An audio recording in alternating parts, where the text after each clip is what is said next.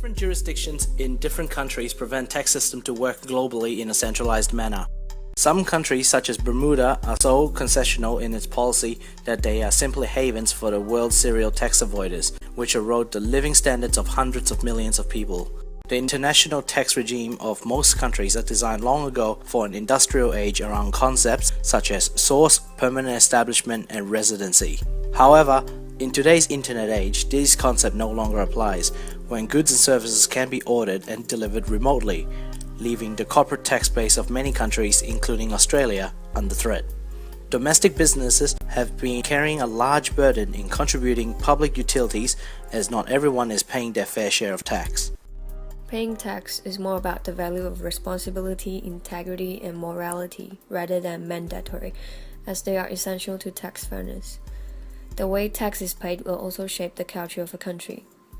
Most businesses believe that paying tax is another cost to their businesses. By entering the market, they have created jobs and economic activities to the society. This is not true, as family members of the employees in these companies will still use public services such as schools, healthcare, water, electricity, and public facilities. Without sufficient tax contribution, countries might go into poverty and eventually reduce the amount of public services provided to the citizens. Trust is also damaged between the government and community when major taxpayers are not paying the fair share of tax, leading to fewer resources that are likely to be spent for the benefits of citizens, particularly in developing countries.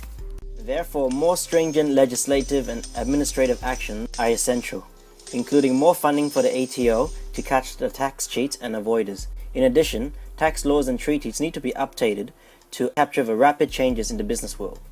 Some examples could be implementing general anti-taxation avoidance rules, establishing international levels of corporate income taxation, and developing a wholesale modernization transfer pricing laws.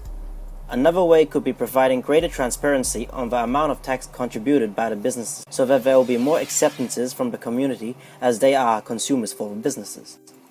These would then create a positive image that could increase profitability and enhance long-term sustainability for the businesses.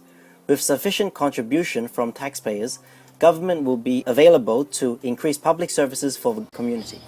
Ultimately, businesses have more fear from the public than from the government. Tax haven countries will be forced to cooperate due to boycott by consumer groups, which would ultimately eliminate them from the market.